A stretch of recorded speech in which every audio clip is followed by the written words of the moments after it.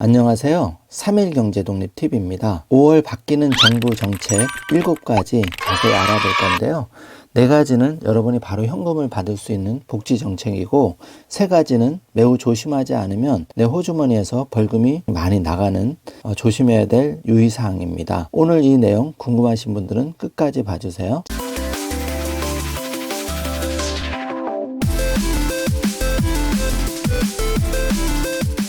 자, 그럼 바로 시작하겠습니다. 4차 재난지원금이 계속 지급되고 있는데요. 추후 지원 대상자 소상공인 버팀목 자금 플러스가 5월 14일 접수를 시작하는데요. 신청은 버팀목 자금 플러스 홈페이지 버팀목 자금 플러스 콜센터 1811-7500에서 상세히 안내를 받을 수가 있는데, 다음 4가지 지원 요건 중 하나라도 해당이 된다면 간단한 서류 확인만으로도 버팀목 자금을 지급받을 수가 있습니다. 신규 신청사의 경우에는 신청 사이트에서 지급 대상자로 조회되지만 온라인 본인 인증 불가 등의 사유로 신청을 하지 못한 경우가 많은데요. 신청 사이트에서 지급 대상자로 조회되면 추가 자료 제출 확인 검증이 필요한 경우, 신청 사이트에서 지급 대상자로 조회되지는 않지만 신규 신청 및 제출 자료 등으로 지원 요건 충족이 확인되는 경우에는 신청을 할 수가 있습니다. 기수급자인 경우에는 버팀목 자금 플러스 지원금을 이미 받았거나 신청 유형 변경 또는 지급 대상 사업체를 추가하는 경우가 해당이 되는데요. 이렇게 4가지 경우에는 확인 절차를 거쳐서 지급을 받을 수가 있습니다. 이것을 놓치지 않고 신청을 해 주시길 바라고요. 다음은 생계 어려운 가구 50만원 지원하는 한시 생계 지원비 온라인 신청 사업입니다. 5월 10일부터 5월 28일 접수가 마감이 되는데요.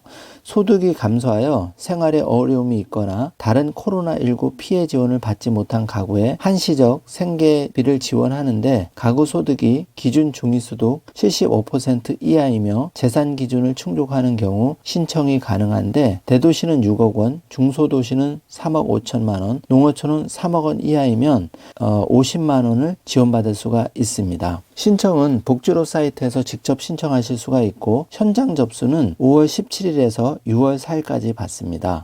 문의는 보건복지상담센터 129에서 자세하게 확인이 가능합니다. 양육 부담을 덜어드리기 위해서 한부모 가족 아동 양육비 지원 대상이 확대가 되었는데요. 5월 1일부터 적용이 됩니다. 생계급여를 받고 있는 한부모에게 월 10만 원의 아동 양육비를 중복 지원하는데요. 자립 기반이 부족한 청년 한부모 만 25세에서 34세 이하에게도 자녀 1인당 월 최대 10만 원의 추가 아동 양육비를 지급합니다. 신청은 복지로에서 하실 수가 있고, 문의는 보건복지상담센터 129번으로 하시면 됩니다. 4번째는 출산 가정의 경제적 부담 완화를 위해서 산모 신생아 건강관리 서비스 지원 확대가 되는데요. 5월 22일부터 적용이 됩니다. 산모의 건강관리와 신생아 양육을 지원하는 서비스의 지원 대상을 기준 중위소득 120%에서 150%로 대폭 확대했는데요. 출산 예정 40일 전부터 출산 후 30일까지 관할 보건소 또는 온라인을 통해 신청할 수가 있습니다. 신청은 복지로 사이트에서 신청이 가능하고, 문의는 보건복지상담센터 129번으로 하시면 됩니다. 지금까지 4가지는 5월부터 바로 현금으로 받을 수 있는 정부의 복지 혜택 말씀드렸고요. 지금부터 말씀드리는 3가지는 과태료 폭탄을 맞을 수 있기 때문에 매우 조심해야 됩니다. 첫 번째는 아이들이 안심하고 보행할 수 있도록 어린이 보호구역 내 주정차 위반 과태료 범칙금이 대폭 향상이 됐는데요. 5월 11일부터 바로 적용이 됩니다. 어린이 보호구역 내 불법 주정차 시에는 어린이 교통사고를 방지하기 위해 단속을 강화하는데요. 승용차 4톤 이하 화물차는 8만 원에서 12만 원으로 상향이 됐고, 승합 자동차 4톤 초과 화물차 등은 9만 원에서 13만 원으로 과태료 범칙금을 상향합니다. 문의는 도로교통공단 1577-1120번으로 하시면 되는데요. 과태료 범칙금이 13만 원으로 껑충 뛰었기 때문에 매우 조심하셔야 되고요.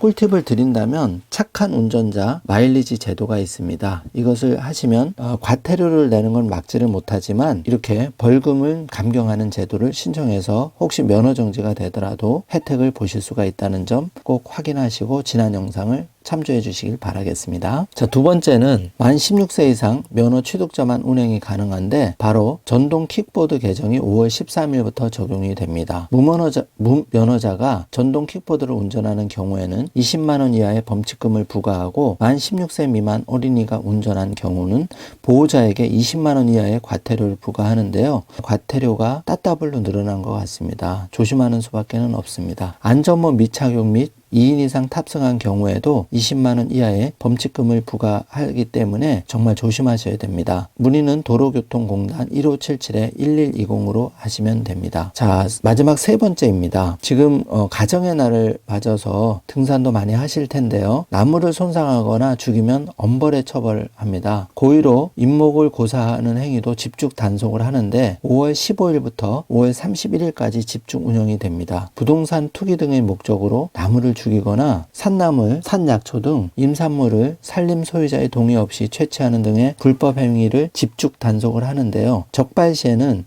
5년 이하 징역 또는 5천만 원 이하의 벌금을 부과합니다. 산림청 콜센터 1588-3249번으로 확인하시면 됩니다. 지금까지 정부에서 5월 바뀌는 4가지 복지 정책과 매우 조심해야 되는 과태료, 벌금 폭탄 3가지를 알아보았습니다.